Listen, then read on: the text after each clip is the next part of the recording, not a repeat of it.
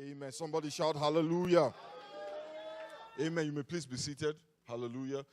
A couple of weeks ago, I had announced that we would be praying every week.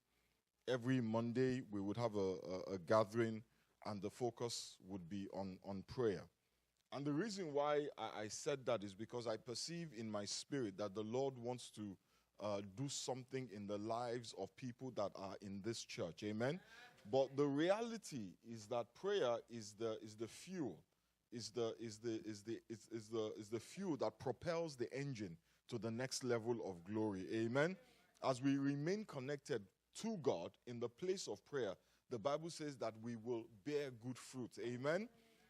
So we are praying every Monday. Now, I know tomorrow is Memorial Day, and I know that, we've got plans for barbecue, and some of us may even want to just, sleep in. Play, chill. So what we're going to do tomorrow is we're going to pray in the morning, not in the evening. Amen? So the prayer meeting will hold at 9 a.m., not at 6:30, so that we can pray and you can go ahead and eat your barbecue to your heart's content. But pray first. Amen? Isaiah, the 3rd chapter and the 10th verse. Say ye to the righteous, I'm reading from the King James Version. Say ye to the righteous that it shall be well with him, for they shall eat the fruit of their doings. Touch your neighbor, say ye to the righteous. It shall be well with him. I don't really have a lot of time, but if you read the verses that precede the verse we have just read, the prophet is describing a situation that is not pleasant. He's describing what calamities and hardship were about to happen to the people of Israel.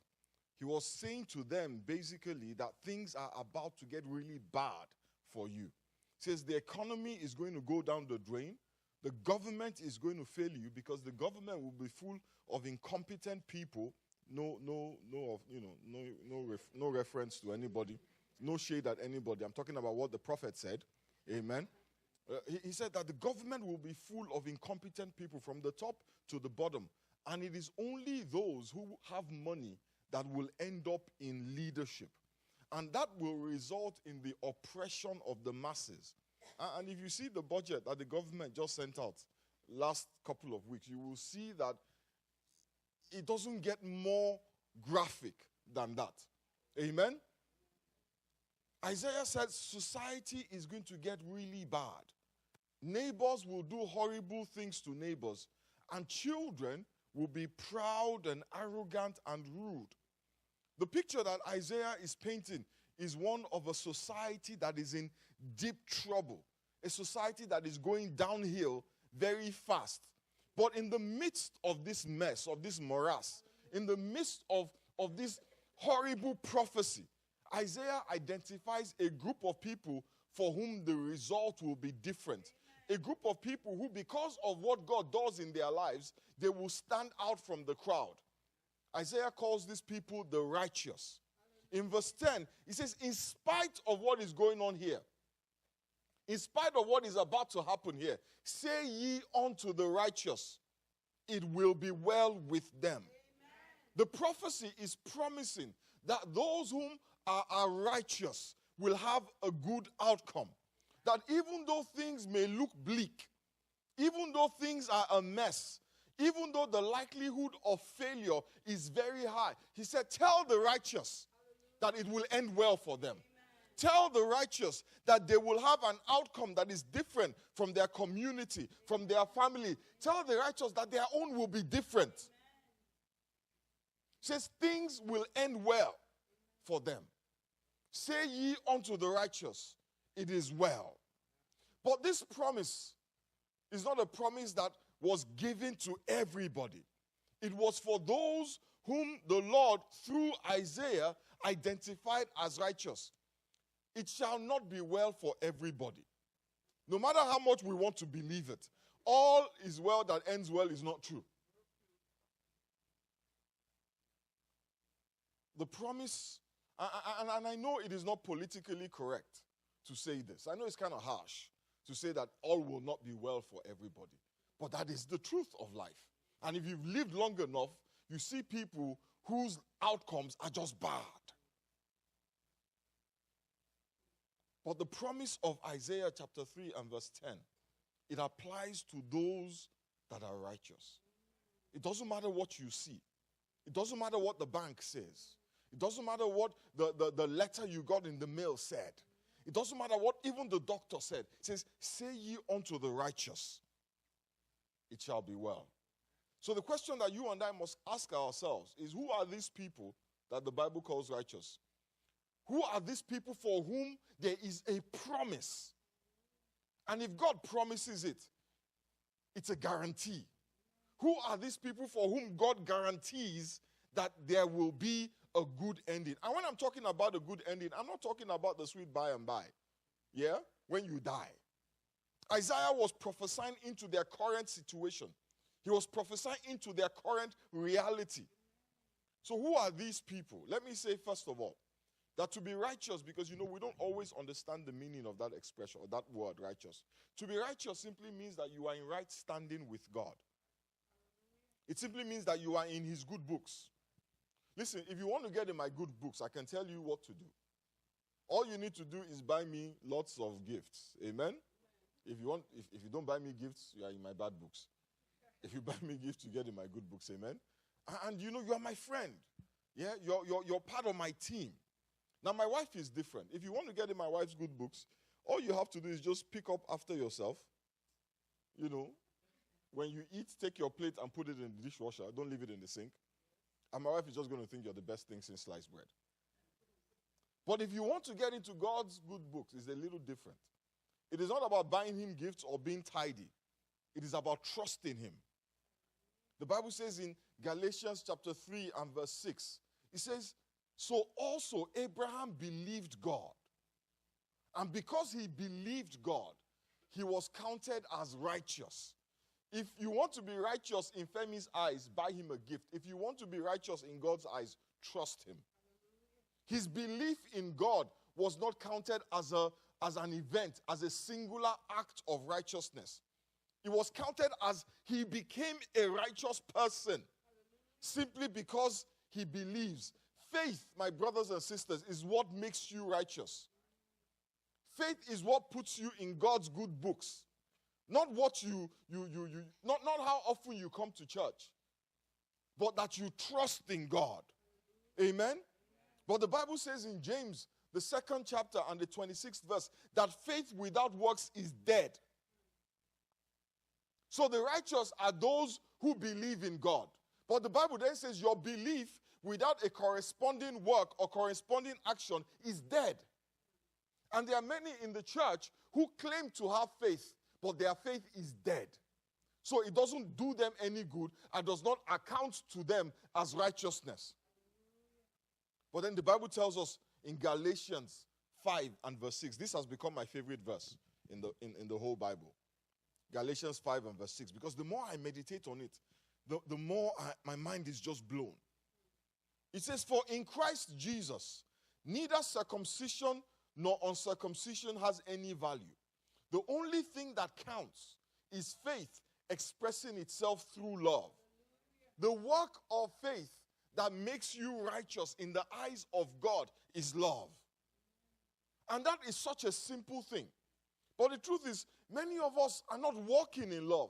We claim we have faith, but we do not walk in love. If you believe in God, if you have faith in God, you will love your neighbor. You cannot separate the faith that you have to move mountains from love. You will not take what does not belong to you. You will not steal your neighbor's stuff if you have faith. You will not do things to harm your neighbor if you have faith. You will not bear false witness against your neighbor or gossip about your neighbor if you have faith. We have separated faith from love. So somebody says, I have faith, but they are wicked. They are mean. They are not nice. And yet they boast of how much they trust God. God says, how can you say you love me if you cannot love your neighbor? So the evidence of your love for God, of your faith in God, the Bible is telling us how you treat the person that is sitting next to you. How you treat the members of your family. How you treat the people who do not have but want from you. You cannot say you love your neighbor and you have beef with your neighbor.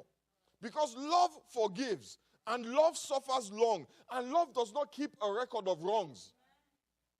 So how do you get on your knees and say, God, I trust you? But that person, I'm not going to talk to them. You know, I have been talking about love and faith for a while. But I'm beginning to observe that so many people think that the righteousness of faith is a blank check. We think that grace is a blank check to do whatever, whenever. So people are saying, well, I'm saved by grace through faith. So we're doing all sorts of things now. But let me show you something Paul said in Galatians, the 2nd chapter and the 20th verse. This is a revelation for somebody. It says, I have been crucified with Christ, and I no longer live. Hear that? I no longer live, but Christ lives in me. The life I now live in the body, I live by faith in the Son of God, who loved me and gave himself for me. Paul was saying to us that Christ living in me and living through me is the life of faith.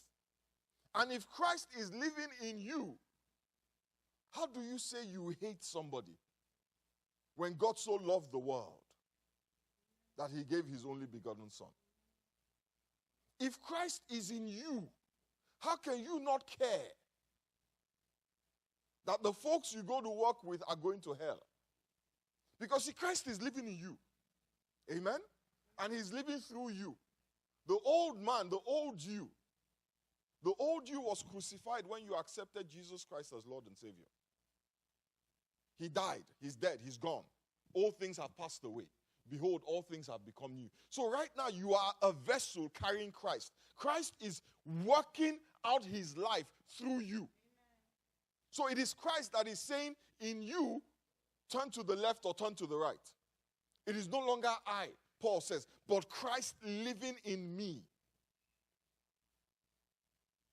If Christ is in you, how can you not care about your neighbor? About the impact of your actions or your inactions on your neighbor? Everybody is doing it, Pastor. I don't care, Pastor. The fact that everybody is doing it does not make it appropriate if you believe in Jesus. You know, the Bible says all things are lawful for those of us in Christ, but not all things are expedient. Because you see, now we are no longer under the dispensation of law, but we're now under the dispensation of love. So I do not behave in a certain way, not because I have a bunch of rules and regulations telling me how to behave, but I behave in a certain way now because of the love that I have for you. Amen? Paul says, Christ living in me is the life of faith. Christ living through me is the life of faith. Let me tell you something about love. Love does two things. In some circumstances, love compels us to act. Amen? For example, the Good Samaritan. He was going out of his way to rescue a man that had been attacked by robbers. And that is how most of us think about love. Something that, something nice that we do for somebody. Amen? And that is a good way to think about love. But it's a narrow way to think about love. Because in some circumstances, love does not compel, love restrains. Amen? Love stops you from doing certain things that, can I be honest with you, you're free to do. Love restrains you from putting certain things on Instagram that you can put on Instagram. It compels you, it restrains you from wearing certain things that if you wear, you will not go to hell. 1 Corinthians, this is long, but we're going to read it. 1 Corinthians, the 8th chapter. If you have a Bible, I'd like you to read this one off your Bible, not off the screen. If you have a Bible on your phone. If you don't at all, then you can read it off the screen. But it's long. We're reading the whole of chapter 8. Because there's some confusion in the church. 1 Corinthians chapter 8, verse 1 through to verse 13. Now, touch your neighbor, say now, about food sacrificed to idols. We know that we all possess knowledge, but knowledge puffs up while love builds up. Those who think they know something do not yet know as they ought to know. But whoever loves God is known by God. So then, about eating food sacrificed to idols. We know that an idol is nothing at all in this world, and that there is no God but one. We know that idols are nothing. We know that there is only one God. For even if there are so-called gods, whether in heaven or on earth, as indeed there are many gods and many lords, yet for us there is but one God, the Father, from whom all things came and for whom we live. And there is but one Lord, Jesus Christ, through whom all things came and through whom we live. But not everyone, listen, not everyone possesses this knowledge. Not everyone possesses understanding. Some people are still so accustomed to idols that when they eat sacrificed food, they think of it as having been sacrificed to a god. And since their conscience is weak, their conscience is defiled. Are you hearing that? Not everyone possesses the knowledge you have. Clap for yourself. You're very wise. We did a survey, and one guy in the survey said, well, you know, the message is a bit watered down, but maybe it's because he knows a lot. And I was like, you need to read 1 Corinthians chapter 8. Some people do not have the knowledge that you have. Clap for yourself. You know the truth. But the Bible says knowledge can puff you up. It is love that builds you up. It says food does not bring us near to God. We are no worse if we do not eat, and no better if we do. Paul is saying it doesn't make a difference whether you eat or you don't eat. He says, be careful, however, that the exercise of your rights does not become a stumbling block to the weak. Some of us are exercising our rights. And Paul acknowledges this is your right. But in exercising our rights, we are turning ourselves into stumbling blocks for those who are weak. And how do we justify? We don't care. I don't care. If God says I can do it, I can do it. All things are lawful, but not all things are expedient. For if someone with a weak conscience sees you with all your knowledge getting drunk at the club, dropping it like it's hot, won't that person be emboldened?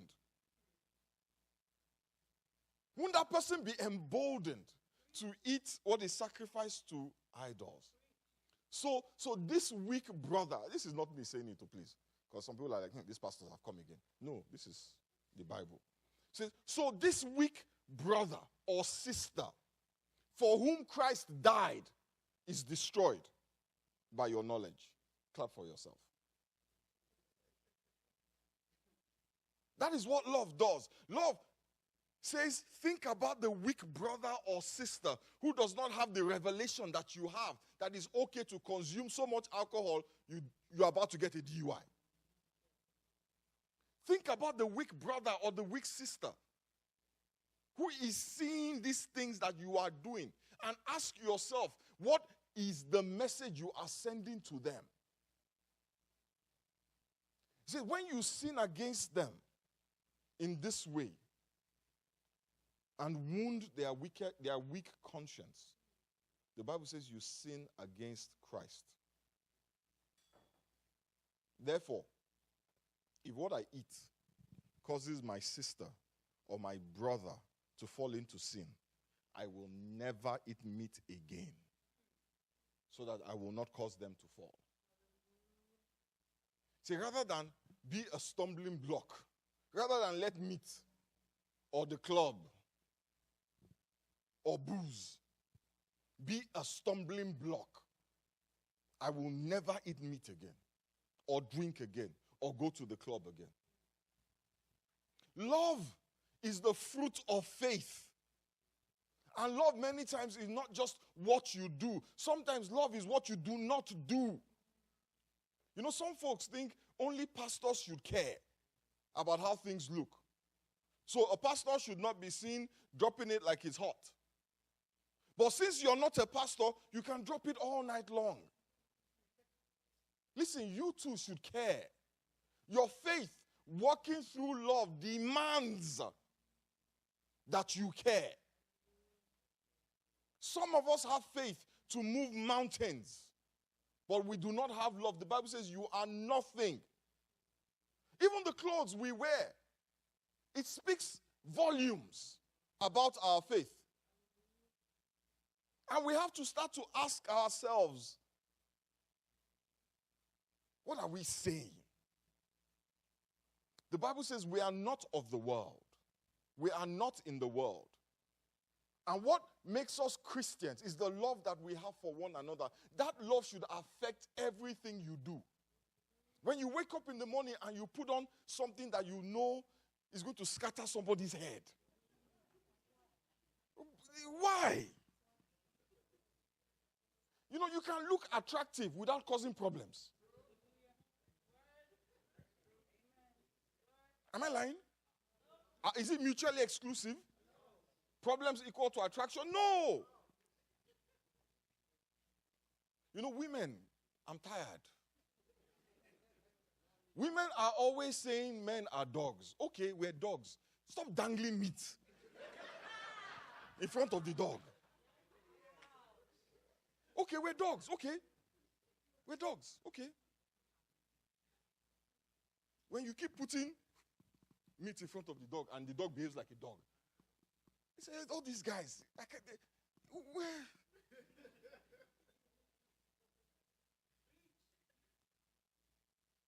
Faith walking through love should compel us to care about how the things that are lawful. Listen, you can wear whatever you want. You're not going to hell.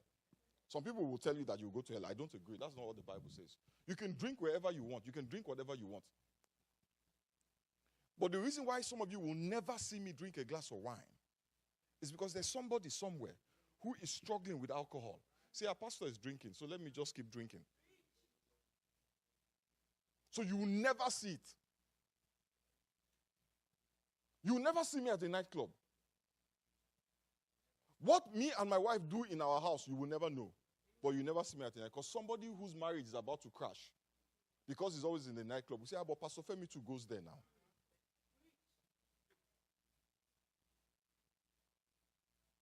There are certain things you will never see me do. Not because I do not have the right to do them, but because somebody is thinking, I need to give my life to Christ. But you know, the pastor and I were exactly the same. So what's the point? It's not because it is unlawful for me. It is lawful. All things the Bible says are lawful, but it is not expedient. And what determines expediency is the love that I have for you.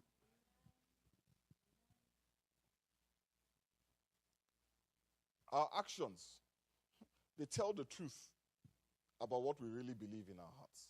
Because if you understand what God gave up for you, if you understand that God gave his only begotten son to die for you, the Bible says greater love had no man than this. And God is not asking you to give up your son. He's just asking you every once in a while, give up meat. Wear a longer skirt.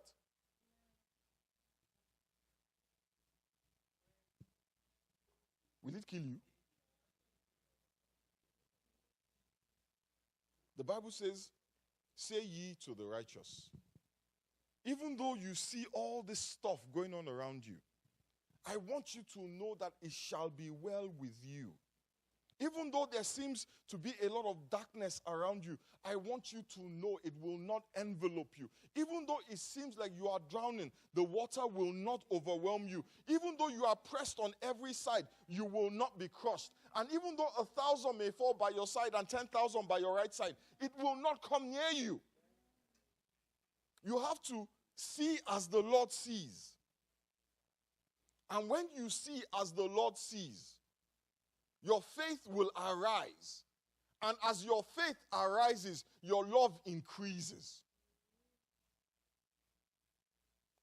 Remember what God said through Isaiah, in Isaiah 46 verse 10. It says, only I can tell you the future before it happens. Your faith is what will protect you.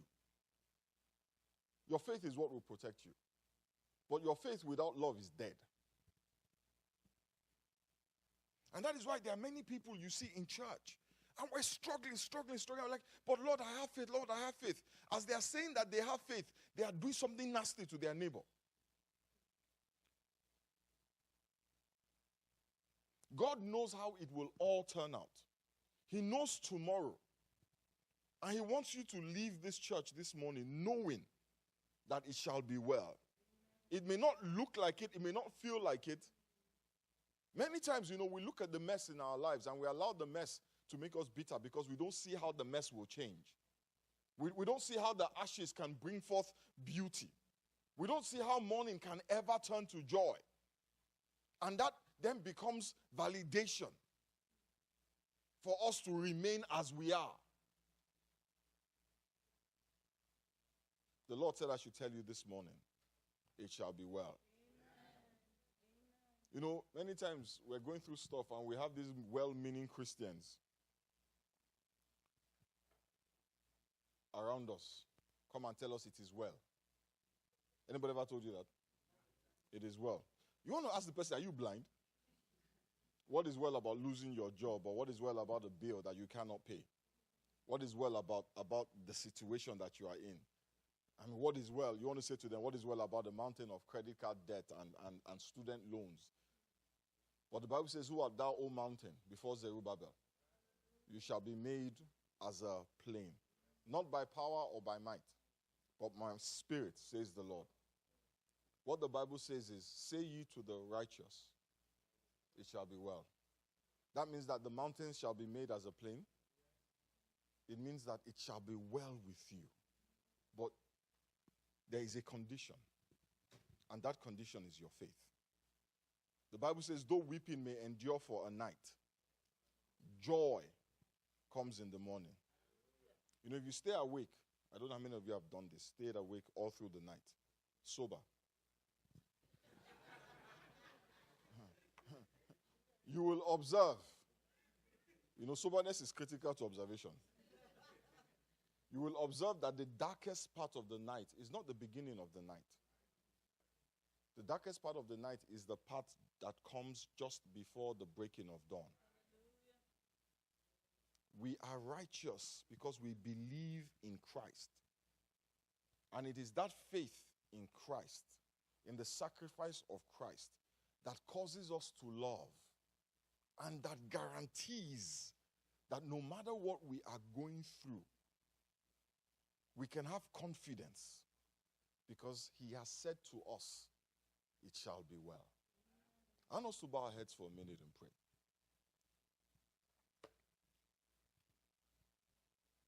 I know that many of us have not seen love as the work of our faith. We see tithing as a work of faith. We see the offering as a work of faith. We see going and making food and giving it to beggars as a work of faith. We come up with all of these things, and some of them are valid, that are works of faith. But the Bible is clear. The work of faith is love. As your faith grows, your love should grow. Let us ask that the Lord will help us. That the love that he has poured into our hearts, that what he has done for us, that he will grant us an understanding of it, so that we also may pass that love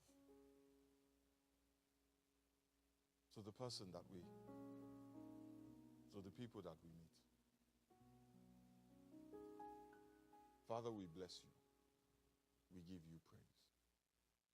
In Jesus' name we pray. Before I leave, let me quickly say something. When I was growing up, we didn't have any internet. There really was no internet. and there was no Facebook, and there was no Instagram, and there was no Snapchat. So my interactions with people was limited to the people I met. Yeah? The people I saw on a daily basis, which any time can range from 1 to 50. Yeah? But now I've got almost 1,300 friends on Facebook. So everything I put there is an interaction with 1,300 people. Everything I post on Instagram is an interaction with 500 people. I don't know these people, by the way. Some of them are believers, some of them are unbelievers. Everything that I say, even some of the people that I know that are my friends, I don't know where they are. I don't know what their situation is. Everything I say is a message I am sending to all of those people. So those are the people that are your neighbors now. Not just the guys at work. Not just the guys in the apartment with you. All the people that you interact with on social media, they are now your neighbor. And when you get on social media, I want you to get on it with that mentality that this is my neighbor. And I must walk in love with this neighbor. My wife and I were talking the other day, and I said to her that as I have matured in the faith, I have realized that the most important thing I can do as a pastor is not build a church. It is to show love in what I say, in what I do to everybody that Jesus Christ comes my way. Why? Because for God so loved the world that he gave his only